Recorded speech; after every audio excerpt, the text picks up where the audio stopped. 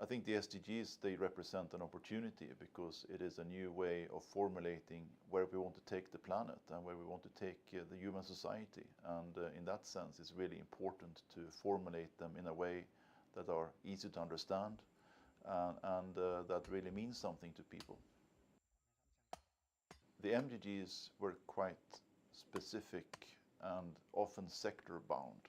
With the SDGs, we have the opportunity to formulate cross-cutting goals that don't necessarily follow the usual boundaries of sectors.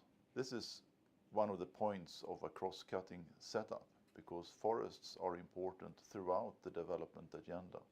They're important for food security, they're important for protecting the environment, they're important for climate change, they're important for the green economy as it's developing. So we can't really place forests in one box. We need to figure out how forests can contribute across the range of sustainable development goals. We often hear about forests being under threat.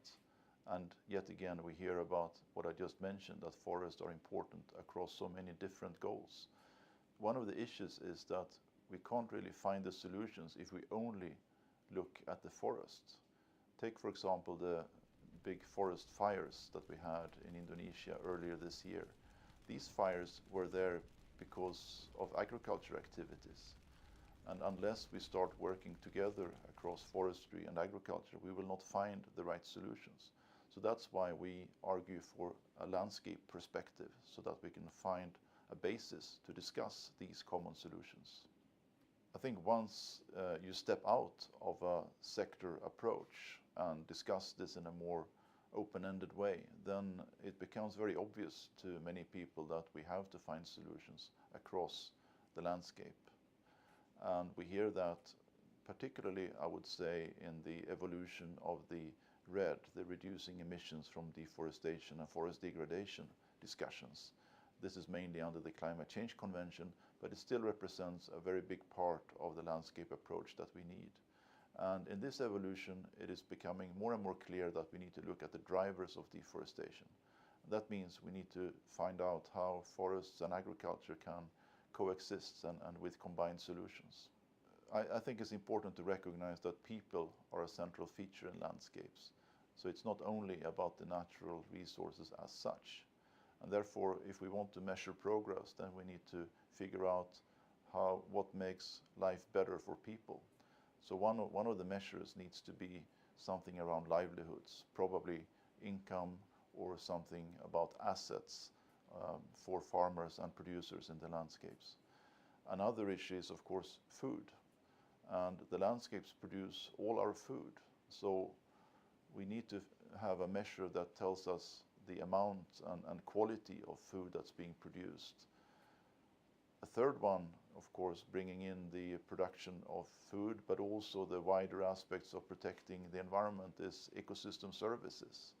We need to have a measure that tells us that the landscapes are doing fine, they're healthy, they can continue to support our livelihoods.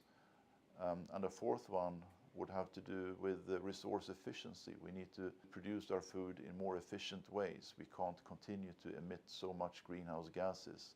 We can't continue to convert forests to farmlands and thereby emit many greenhouse gases. So resource efficiency would be the fourth one. And if I want to add a fifth one, that would have to do with biodiversity.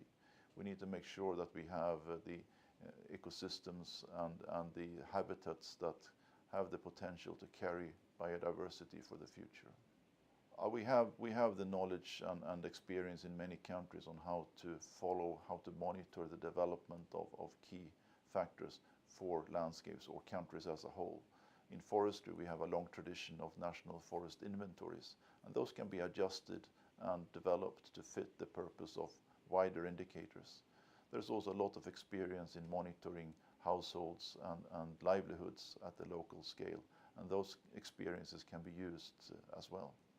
We're now closing a phase of the SDG developments. There has been the open working group of the General Assembly that has met 8 times, and they've gone through all the topics that were raised in the Rio+20 conference last year, actually 2 years ago. And one of those topics were forests, but forests was only one of more than 30 topics. So that gives a good perspective on how we need to figure out a way for the importance of forests to appear across many other topics and not argue for a standalone SDG on forests, because I don't think that will be productive or even politically possible.